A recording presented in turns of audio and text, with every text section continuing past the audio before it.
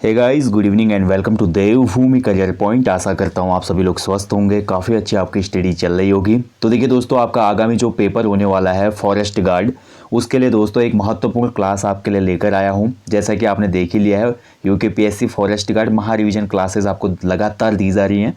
तो इन क्लासेस को आप बिल्कुल भी मिस मत करना, क्योंकि इन क्लासेस से क्वेश्चन बनने की संभावना बहुत ज़्यादा है। अभी लास्ट आपका जो एग्ज़ाम हुआ था कनिष्ठ सहायक का, उससे पहले पटवारी का एग्ज़ाम हुआ था, वहाँ पर टैक्स से संबंधित क्वेश्चन जरूर पूछा गया था दोस्तों। ठीक है, जैसे अभी आपका कनिष्ठ सहायक वाले एग्जाम में पूछा गया था कि चंद काल में दस्तूर क्या था। ठीक है, तो दस्तूर एक नजराना था।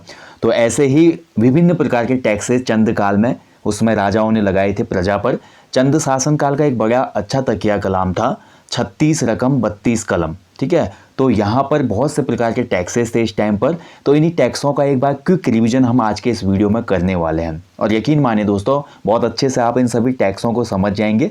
और यहाँ से अगर आपका क्वेश्चन आता है आने वाले किसी भी परीक्षा में, तो क्वेश्चन आपका गलत नहीं होगा। ठीक है, और इसके अलावा दोस्तों आप सभी को बताना चाहता हूँ, कल से यानी कि 26 मार्च से हमारे फॉरेस्ट गार्ड के लिए 11 फुल लेंथ प्रैक्टिस सेट शुरू हो रहे हैं एप्लीकेशन स्टोर पे। अगर अभी तक आपने इनरोल नहीं किया तो कर लीजिएगा। मात्र 49 रुपीज़ की वो टेस्ट सीरीज है, और इसमें आपको फॉरेस्ट गार्ड के जो पैटर्न है, सिलेबस है, उसी पर आधारित पूरे 100 क्वेश्चन मिलेंगे पेपर में, और 11 पेपर आपको मिलेंगे दोस्तों। ठीक है, तो आप लोग इनरोल कर सकते हैं। तो चलिए आज का टॉपिक शुरू करते हैं। चंदकालीन टैक्सेस या कर व्यवस्था थी, वो कैसी थी, बहुत महत्वपूर्ण है। भी भू राजस्व व्यवस्था या कर व्यवस्था भी हमने देखना है। ठीक है, तो इसमें हम जानेंगे कुछ महत्वपूर्ण पद थे, कौन कौन से पद रखे गए थे और क्या था इनका काम, ये सभी चीज़ें जानेंगे इसमें। ठीक है, तो भू राजस्व की बात करते हैं दोस्तों। देखिए, चंद शासन काल में जो भूमि का पूरा स्वामी था वो राजा माना जाता था, जैसा कि मैं आपको बता चुका हूँ। ठीक है, राजा की इच्छा से ही कोई भी जनता है वो आजीविका कमा सकती थी उस ज़मीन पर। बागवानी करनी हो, खेती करनी हो, घर बनाना हो, कुछ भी काम हो, वो राजा की मंजूरी से ही होता था। ठीक है, ध्यान रखते हैं। तो राजा देखिए उसमें बहुत सी भूमियाँ देता था, जैसे रौद भूमि हो गई, विष्णु प्रीति संकल्प भूमि हो गई। ठीक है, तो ये भूमि जिसको दी जाती थी उसको हैंडल करने वाला व्यक्ति कहलाता था थातवान। ठीक है, राजा द्वारा दी गई भूमि का जो प्रमुख होता था वो थातवान कहलाता था। थातवान यानी कि ज़मीन का मालिक। ठीक है, महत्वपूर्ण है, आप अच्छे से याद रखें, इसको ज़मीन का मालिक कहते थे। और थातवान के नीचे देखिए दो पद थे। ठीक है, थातवान के नीचे दो पद थे, एक था सिरतान और दूसरा था खाईकर। अब इनको भी जानिए, खाईकर क्या था। तो खाईकर देखिए थातवान द्वारा रखा हुआ यहाँ पे व्यक्ति था, और खाईकर था जो कि अनाज व नकदी दोनों के रूप में टैक्स देता था। ठीक है, जबकि सिरतान की मैं बात करूँ तो सिरतान का जो था केवल टैक्स का भुगतान करता था, नगद टैक्स का भुगतान करता था। ठीक है, और सिरतान को थातवान कभी भी हटा सकता था, यानी कि ये टेम्प्ररी यहाँ पे एक हिसाब से कृषक था, जबकि जो खाईकर था वो यहाँ पे परमानेंट कृषक था। बस इतना आपने समझना है। ठीक है, और सिरतान और खाईकरों के नीचे जो पूरा कृषि का काम करते थे दासों की तरह, इनको कैनी कहा जाता था। ठीक है, जो कैनी थे एक हिसाब से गुलाम थे। ठीक है, तो भूदास थे ये, और इनका काम होता था जैसे पूरी खेती बाड़ी करना, पूरा वहाँ पे कटाई करना, मड़ाई करना, जो भी चीज़ें थी। इसके साथ साथ जो कैनी थे, कैनी लोग ही क्या करते थे, पूरे जो ज़मीन से उपज हुई है टैक्स के रूप में, जो भी अनाज वगैरह राज दरबार में जा रहा है, उनको लाद कर भी कैनी लोग ही ले जाते थे। ठीक है, तो ये चीज़ें थी यहाँ पे। और इसके साथ साथ देखिए टैक्स कितना था फिर, तो भू राजस्व टोटल उपज का 1/6 था। ठीक है, टोटल उपज का 1/6 था, यानी कि फॉर एग्ज़ाम्पल अगर किसी किसान ने पूरे साल भर में, या किसी, बात करूँ मैं यहाँ पे थातवन की बात करें या खाईकर की बात करें, इसका टोटल जो प्रोडक्शन हो रहा है वो 600 किलोग्राम इसने गेहूँ उगा दिया। ठीक है, तो इसका 1/6 ये राज दरबार में जमा करेगा, यानी कि 6 का मतलब हो गया यहाँ पे 100। ठीक है, यानी कि 100 किलो, 600 किलो अनाज होगा तो 100 किलो अनाज क्या करेगा वो राज दरबार में जमा करेगा। ठीक है, और इस व्यवस्था को देखिए गल्ला छाड़ कहा जाता था। गल्ला छाड़ क्या था, तो ये उपज का 1/6 जो भाग होता था या भू राजस्व था, इसी को गल्ला छहाड़ कहते थे, यानी कि गल्ले के लिए छोड़ा है जो आपने। ठीक है, ये नगद भी दे सकता था उस समय कृषक, या इसको अनाज के रूप में भी दे सकता था। यानी कि नगद कैसे, 600 किलो की जो वैल्यू आ रही है उसमें अनाज की, उसमें से 100 किलो की जो वैल्यू होती थी पैसे के रूप में, वो दे सकता था यहाँ पे पैसा, या ये 100 किलो अनाज को ये जमा करेगा। ठीक है, दो इसको ऑप्शन मिले थे दोस्तों। ठीक है, और जैसा कि मैं आपको बता चुका हूँ, यहाँ पे जो भूमि के लिए दास बनाए गए थे उसमें सिरतान व खायकर के नीचे जो कि कृषि संबंधित सभी काम करते थे, बोरियां ढोते थे, उनको कैनी कहा जाता था। ऐसे ही जो घर में काम करते थे उसमें, राज दरबार में काम करते थे दास दासियाँ, उनको छोड़ा या छोड़ी कहा जाता था। ठीक है, दास को जो मेल था उसको छोड़ा कहा जाता था, छोड़ा। छोड़ा, छोड़ा शब्द आज भी प्रचलन में है। छोड़ा का मतलब होता है बॉय, ठीक है। और दासी, दासी शब्द यहाँ पे प्रचलन में है, तो दासी के लिए छोड़ी। आज भी ये शब्द बहुत प्रचलित है कुमाऊं क्षेत्र में, छोड़ा और छोड़ी, ठीक है। यही बोला जाता है लड़का और लड़की को। तो ये होते थे जो महल के अंदर का काम वाम करते थे। बाकी जो हमारा बाहर का कृषकों का जो काम करता था वो दास कैनी कहलाता था, ठीक है। अब देखिए कुछ यहाँ पे हमें मेजरमेंट भी प्राप्त होते थे। देखिए दोस्तों, उसमें भूमि की मापन का जो फेमस इकाई थी वो हमारी बीसा थी या बीसी थी, ठीक है। ये शब्द बहुत प्रचलित रहा है उस समय उत्तराखंड में, मध्यकालीन उत्तराखंड में, ठीक है। तो बीसा 20 नाली भूमि के बराबर होता था। इस नाली शब्द का उल्लेख हमें तमिल साहित्य में सबसे पहले मिलता है, संभवतः वहीं से अडॉप्ट किया है उन्होंने। तो एक बीसा बराबर 20 नाली था वर्तमान का, यानी कि वर्तमान 1 एकड़ के समतुल्य था। इसके साथ साथ देखिए मापन की हमें कोई इकाई मिलती है जूला। तो एक जूला का उसमें मेजरमेंट जो था लगभग आज के 10 कुंतल के बराबर था। और एक अन्य यहाँ पे मापन प्रणाली प्रचलन में थी जिसको अधाली कहा जाता था, ठीक है। तो एक अधाली बराबर 15 केजी या 15 किलोग्राम के समतुल्य था, ठीक है। अब भूमि की बात आ रही है यहाँ पे, तो भूमि में आपको बता चुका हूँ चंद्रवंश में जो हमारी रौत भूमि थी वो क्या थी। तो रौत भूमि थी जो बहादुर को दी जाने वाली भूमि थी, यानी कि कोई ऐसा सैनिक जिसने युद्ध में अदम्य साहस का परिचय दिया है, बहुत अच्छी बहादुरी से वो लड़ा है, तो राजा उसको खुश होकर रौत भूमि प्रदान करता था, ठीक है। इसके साथ साथ संकल्प भूमि क्या थी, आपने देखिए विजय बम वाला संकल्प वाला मैंने आपको एक पॉइंट बताया था, याद होगा आपको जब हम शासकों की बात कर रहे थे, ठीक है। तो विजय बम के साथ यहाँ पे भूमि संकल्प किसने किया था सोर क्षेत्र में, ये मैंने बताया था ना आपको। तो ये संकल्प ही उसमें मंदिरों को दी जाने वाली भूमि थी, जिसको हम गोरखा शासन काल में जानेंगे गूंठ नाम से, ठीक है। चंद शासन काल में इसको संकल्प भूमि कहा गया है या विष्णु प्रीति भूमि कहा गया है। फिर से आपको रिवीजन करा देता हूँ, विष्णु प्रीति भूमि इसको कहा गया है, ठीक है। तो ये दी जाती थी दोस्तों राजा के द्वारा। तो इस तरह की यहाँ पे भू राजस्व की व्यवस्था थी।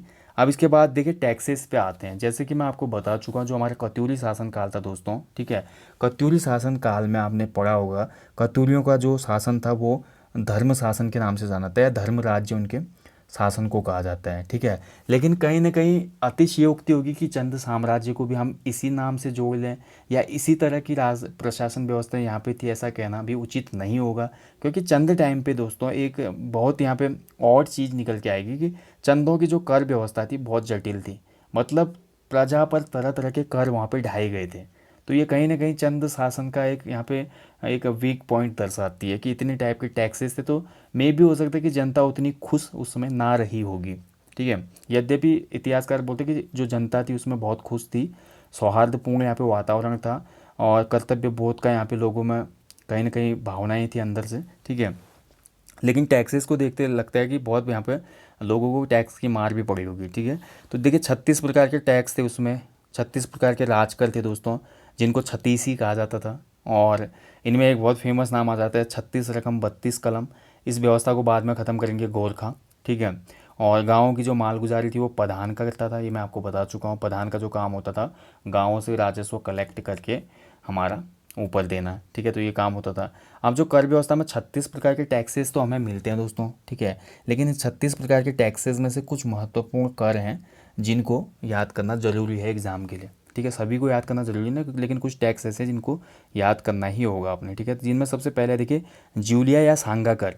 तो जूलिया या सांगा कर क्या था, जो नदी पुलों पर लगता था, ठीक है। नदियों पर जो पुल बने होंगे उस पुल को आर पार करते समय सैनिक रहते होंगे वहाँ पे, वो लोगों से या जो भी उसके उस समय पशु उसके साथ पशु होते होंगे या घोड़े होते होंगे जो भी सामान आमान इधर उधर करते होंगे, तो उसके लिए जूलिया या सांगा कर लिया जाता था। सिरती नामक टैक्स में आपको बता ही चुका हूँ, बाज बहादुर चंद के टाइम का है ये। सिरती टैक्स आपको पता है कि उसमें जो भोटिया या तिब्बती व्यापारी होते थे उनसे नगद लिए जाने वाला टैक्स था ये, ठीक है। इसके साथ साथ देखिए उसमें सोने का चूर्ण भी एक्सपोर्ट इंपोर्ट किया जाता था भोटियाओं के द्वारा, ठीक है। तो इस सोने के चूर्ण पर भी कनक कर लगाया गया था, ये भी महत्वपूर्ण। गोल्ड का ये चूर्ण था, चूरन था दोस्तों, ठीक है। इस पर कनक कर लगा था। इसके बाद देखिए मांगा कर था, ठीक है। मांगा कर देखिए इमरजेंसी टैक्स था एक हिसाब का। जैसे युद्ध छिड़ गया और राजकोष में कमी आ गई तो राजा एक अनाउंसमेंट करेगा और अनाउंसमेंट के जरिए पूरी प्रजा से अतिरिक्त कर ले सकता था। इसके बाद देखिए अगला था बैकर। बैकर का मतलब था दोस्तों अनाज के रूप में दरबार में दिए जाने वाला कर, ठीक है। यानी कि बैकर ऐसा करता है अगर कोई आदमी नकदी नहीं दे सकता तो उसकी जगह पे वो अनाज जमा कर सकते हैं राज दरबार में, ठीक है। कटक कर जो था दोस्तों वो सेना के लिए था, क्योंकि सेना का ही पर्यायवाची है कटक। तो सेना के मेंटेनेंस के लिए जो कर लिया जाता था जनता से वो कटक कर कहलाता था। इसके बाद देखिए मिज़ारी नामक कर था। तो मिज़ारी नामक जो कर था वो कामगारों से लिए जाने वाला टैक्स था, जो भी काम वर्कर होंगे उसमें श्रमिक होंगे उनसे लिया जाता था। इसके बाद आता है देखिए टांड कर। तो टांड कर था दोस्तों, उसमें जो बुनकर होते थे, ठीक है, ऊनी या सूती वस्त्रों के जो बुनकर थे उनसे ये टांड कर लिया जाता था। इसके साथ साथ देखिए जागर करने वाले जो ब्राह्मण थे उनको भी नहीं छोड़ा चंद शासकों ने, उनसे जगरिया नामक टैक्स लिया, जगरिया कर। इसके बाद देखिए साहू कर हो गया, ठीक है। तो साहू कर जो था दोस्तों ये लेखक को देने के लिए एक टैक्स लिया जाता था जनता से। इसके बाद देखिए कूत नामक टैक्स था दोस्तों, तो नगद के बदले अनाज ये टैक्स था, ठीक है।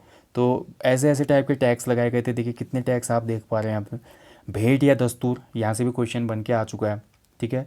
देखिए मध्यकालीन उत्तराखंड में अधिकारियों को टैक्स के अतिरिक्त जो चीज़ें मिलती थी वो भेंट या दस्तूर कहलाती थी। स्पेशली वैसे ये लेने का राइट जो था उसमें ये राजा व कुंवरों को दिया जाता था, क्योंकि देखिए आपने देखा होगा जितने भी हमारे एंशियंट जो सीरियल आते हैं, जो हमारे साम्राज्य बेस्ड सीरियल आते हैं टीवीज़ में, वहाँ पे भी आपने देखा होगा ना टेलीविज़न पे, कि राजा को ही जनता क्या करती थी, भेंट प्रदान करती थी स्वेच्छा से। वो कोई टैक्स नहीं था, स्वेच्छा थी। लेकिन यहाँ पे देखिए दस्तूर जो था वो अधिकारी लोग लेते थे एक्स्ट्रा, जैसा आज भी चल रहा है करप्शन हम देखते हैं ऑफिसेज में जितने में काम होता है। उसके अलावा भी जब किसी से हम काम करवाते हैं किसी अधीनस्थ अधिकारी से, तो लास्ट में बोलता है चाय पानी, चाय पानी तो करो, कुछ ऐसा बोलते हैं ना, वही चीज़ें हैं ये भी। तो भेंट दस्तूर राजा कुंवरों को दी जाने वाली भेंट थी। इसके अलावा देखिए लेखक के लिए एक और अन्य टैक्स था, अभी ऊपर साहूकर हमने पढ़ा। इसके साथ साथ रतंगली नामक टैक्स लेखक के लिए लिया जाता था। इसकी पुष्टि होती है मूनाकोट ताम्रपत्र में, ठीक है। मूनाकोट ताम्रपत्र जो कि पिथौरागढ़ से प्राप्त होता है। यहाँ पे बोला गया कि रतंगली जो टैक्स था ये लेखक के लिए लिया जाता था। इसके अलावा देखिए प्रत्येक फैमिली पर एक टैक्स था, जैसे आज हाउस टैक्स है वैसे ही उसमें मौकर लगता था। मौ का मतलब होता है परिवार, ठीक है। कुमाऊं क्षेत्र में मौ परिवार के लिए प्रयुक्त होने वाला एक शब्द है, तो मौकर भी लिया जाता था। इसके अलावा एक टैक्स होता था बाजकर। देखिए बाजकर महाजन पर लगता था। महाजन कौन हुआ भाई? महाजन वो होता था उसमें जो ब्याज पर पैसे उधार देता था लोगों को, ठीक है। साहूकार आपने देखा होंगे ना, हाँ, तो महाजन या साहूकार जो कि सूदखोरी करते थे, मतलब ब्याज पे लोगों को पैसे उधार देते थे, तो उन पर बाज कर लगाया गया। इसके अलावा देखिए खेन, कपिलनी और स्यूक नामक कर लगे राज सेवकों पर। बेगार थी, राजा के जो सेवक थे उनकी बेगार थी ये खेनी, कपिलनी या स्यूक। इसके बाद देखिए परगना अधिकारी के लिए भी एक टैक्स लिया जाता था, जिसको सीकदार नेगी कहा जाता था, जैसे कि मैं आपको बता चुका हूँ, ठीक है। सीकदार नेगी, सीकदार जो पद था हमारा परगना प्रमुख का वहाँ पे, ठीक है। तो उनके लिए भी देखिए दोस्तों यहाँ पे सीकदार नेगी पद टैक्स लिया जाता था। और गरखा क्षेत्र में नेगी रहते थे, तो वो भी कहीं ना कहीं यहाँ पे यही टैक्स कलेक्ट करते होंगे, लोकल जितनी भी जनता रहती थी उनसे, ठीक है। गरखा नेगी आ ही गया ये गरखा अधिकारियों के लिए, ठीक है। सीकदार नेगी परगना अधिकारियों के लिए।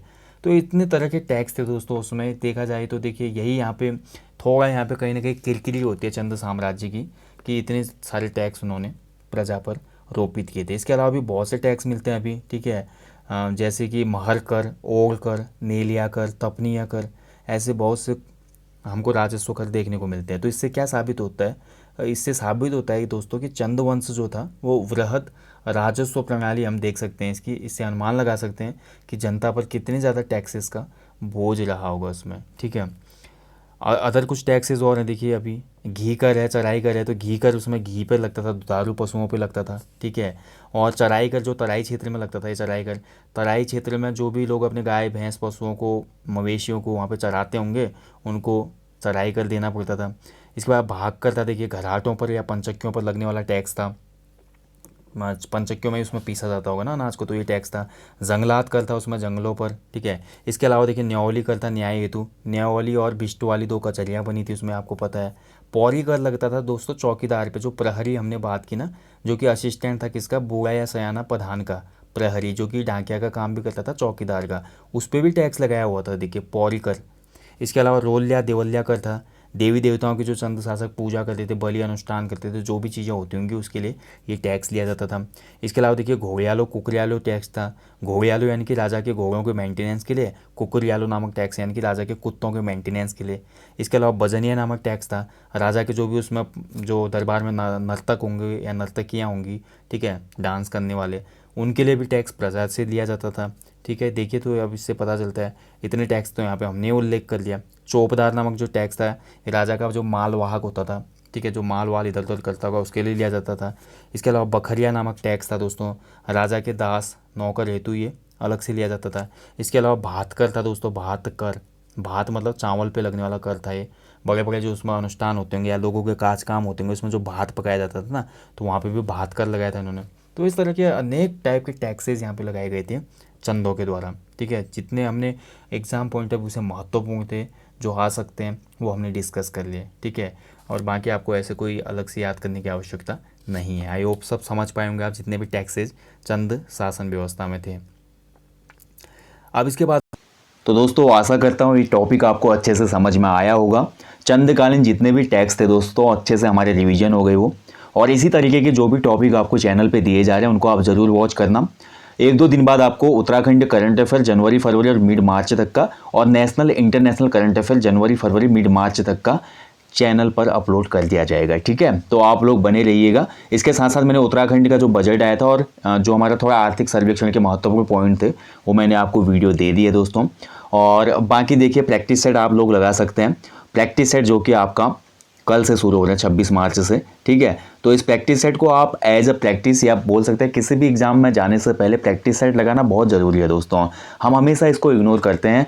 देखिए उत्तराखंड के एस्पिरेंट के मन में तो सबसे पहले क्या होता है ना कि मुझे सब कुछ आता है। 1-2 साल तैयारी करने के बाद एग्जाम नहीं होता, लेकिन वो तब तक इतना पक जाते हैं, यानी पकने का मतलब यहाँ पे है कि पढ़ लेते हैं वो लोग, और वो पक जाते हैं एक फल की तरह और सोचते हैं कि हमें सब कुछ आता है, और वो चीज़ों को थोड़ा इग्नोर करने लगते हैं। जैसे कि प्रैक्टिस सेट है, पुराने पेपरों को देखना, पैटर्न को समझना, और आयोग किस पैटर्न को फॉलो कर रहा है उसका भी बहुत ज़्यादा मंथन आपने करना है। उस चीज़ को अगर आप जान लोगे ना, आधा एग्जाम तो आपका वैसे ही निकल जाएगा। आधा एग्जाम फिर आपको एग्जाम हॉल में जाके एक फॉर्मेलिटी है, पता है आपको। किसी भी एग्जाम को निकालने के लिए एग्जाम पैटर्न को समझना, क्वेश्चनों के पैटर्न को समझना कि कैसे ये आयोग का जो एक्सपर्ट है क्वेश्चनों को बना रहा है। तो ये चीज़ें समझने के लिए आप लोगों को ज़्यादा से ज़्यादा प्रैक्टिस सेट लगाने पड़ते हैं, पुराने PYQ ज़्यादा देखने पड़ते हैं।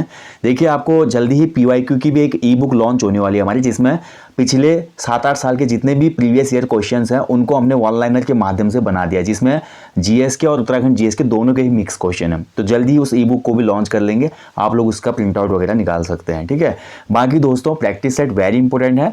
मैं इसलिए नहीं बोला, मैं ये भी नहीं बोलूँगा केवल हमारे लगाओ, आप हमारे मत लगाना। आप किसी भी इंस्टीट्यूट के, देहरादून का हो, हल्द्वानी का हो, कहीं का भी हो, पौड़ी टिहरी कहीं का भी, आप जहाँ भी जाते हैं या जिससे भी आप एसोसिएटेड हैं, आप उनके प्रैक्टिस सेट ज़रूर लगाना। प्रैक्टिस सेट से बहुत ज़्यादा कॉन्फिडेंस बूस्ट होता है दोस्तों, और प्रैक्टिस सेट लगाने से जो क्वेश्चन में आपकी गलती होने की संभावना रहती है एग्जाम हॉल में, वो बहुत कम हो जाती है, क्योंकि वो क्वेश्चन कभी ना कभी आपके पास आया होता है पहले। ठीक है, तो इसका ये फ़ायदा मिलता है। धीरे धीरे आप समझने लगेंगे जैसे जैसे आप आगे बढ़ेंगे। बाकी दोस्तों सेशन को यहीं पर समाप्त करूँगा। आप लोग अच्छे से अपनी स्टडी कीजिएगा, और जाने से पहले हमेशा की तरह देखिए आप उत्तराखंड फॉरेस्ट गार्ड की तैयारी कर रहे हैं, और फॉरेस्ट गार्ड के एडमिट कार्ड 31 मार्च को रिलीज़ होने वाले हैं। तो फॉरेस्ट में जाएंगे तो दोस्तों आप लोगों ने ये संदेश आगे पहुंचाना है, और बहुत से लोगों तक पहुंचाना है कि जीवन में कम से कम एक पेड़ जरूर लगाएं।